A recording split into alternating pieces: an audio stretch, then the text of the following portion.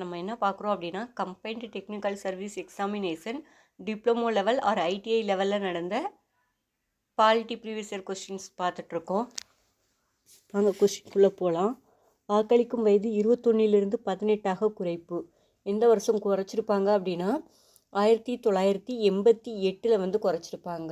இது என்ன சட்ட திருத்தம் பண்ணி இந்த வாக்களிக்கும் வயது 21லிருந்து 18ஆக குறைக்கப்பட்டது அப்படின்னா 61வது சட்ட திருத்தம் 1988 படி வாக்களிக்கும் வயது 21லிருந்து 18ஆக குறைக்கப்பட்டது.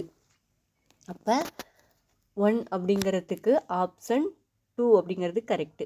செகண்ட் ஸ்டேட்மெண்ட், மின்னணு வாக்குப்பதிவு இயந்திரம் தேர்தலில் பயன்படுத்தப்பட்டது. எந்த வருஷம் பயன்படுத்தியிருப்பாங்க அப்படின்னா 1989. இவிஎம் மிஷின் இருக்குல்ல, எலக்ட்ரானிக் ஓட்டிங் மிஷின் அப்படிங்கிறது எந்த வருஷம் தேர்தலில் பயன்படுத்த ஆரம்பித்தாங்க அப்படின்னா 1989 அப்புறம் பயன்படுத்த ஆரம்பித்தாங்க. கட்சி தாவல் தடை சட்டம் அப்படின்னு கொடுத்துருக்காங்களா. கட்சி தாவல் தடை சட்டம் அப்படிங்கிறது 10வது அட்டவணையில் வரக்கூடியது. 10வது அட்டவணை அப்படிங்கிறது 52வது சட்ட திருத்தம் 1985 மூலமாக இந்திய அரசியலமைப்பில் இணைக்கப்பட்டது. அப்போ கட்சி தாவல் தடை சட்டம் அப்படிங்கிறது 1985ஆம் ஆண்டு தான் கொண்டு வரப்பட்டது. வெளிநாடு வாழ் இந்திய குடிமக்களுக்கு வாக்களிக்கும் உரிமை வழங்கப்பட்டது எப்போ அப்படின்னா 2010க்கு அப்புறம். தேங்க்யூ.